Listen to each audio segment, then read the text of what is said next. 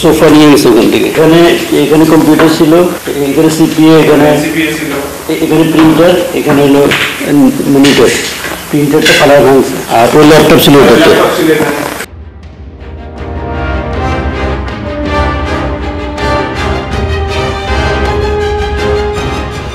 ওই থুতু ফেলা নিয়ে ঝামেলা হয়েছে। এরপরে কিছু হালকা ওদের মধ্যে হাতাহাতি এসে শুনলাম এটা আবার 10টার মধ্যে নাকি মিটমাট হয়ে গেছে। আমরা তো জিনিস খবর পাইছি। তারপরে দেখা গেল যে ওরা 12টা বাজে আসছে একদম অর্গানাইজ হইতে। সেখানে আমরা যতটুকু জানি যে ড্রোন দিয়ে প্রথমে দেখছে যে কোথায় কি আছে, তারপরে গিয়ে ওরা অ্যাটাক করছে এবং আমাদের ওয়াল ভাঙছে, তারপরে গেট ভাঙছে। তার মানে তারা অনেক বড় একটা প্রিপারেশন নিয়ে আসছে, এটা তো আপনার বুঝতে হবে। তারপরে হ্যাঁ ওগুলো রাইট, হ্যাঁ মানে এখানে সব কিছু ভিডিও করা আছে। আপনার যদি দেখেন মানে সিস্টেমেটিকলি মানে আপনার কি অর্গানাইজ সব কিছু ভিডিও করা আছে, যারা কীভাবে প্ল্যান, কীভাবে আসলো, কীভাবে ঢুকলো, কীভাবে আগুন দিলে, কীভাবে ভাঙলো। আপনারা দেখেন যে মানে ঢুকেই কিন্তু তারা প্রথমে বাসগুলো পড়েছে, বাস, গাড়ি, মাইক্রো কার, মোটর বাইক সব পড়েছে। পড়ানোর পরে এদিকে কিন্তু আগুন দেয় নাই, কারণ এদিকের উদ্দেশ্য ছিল তাদের লুটপাট।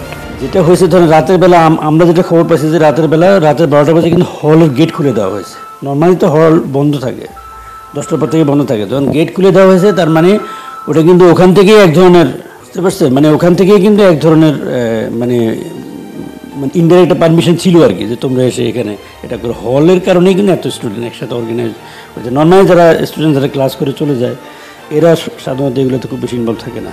যারা হলে থাকে এরাই এগুলোতে ইনভলভ থাকে, তাদের সময় থাকে বা তাদের মধ্যে ইন্টারাকশন হয়।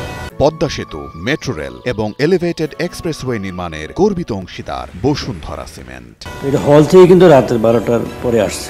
এখন আমরা এই জন্যই বলছি যে এটা একটা প্ল্যান, একটা মানে অ্যাটাক আর কি, কারণ প্রিপারেশনটা খুব ইউজ ছিল আর কি।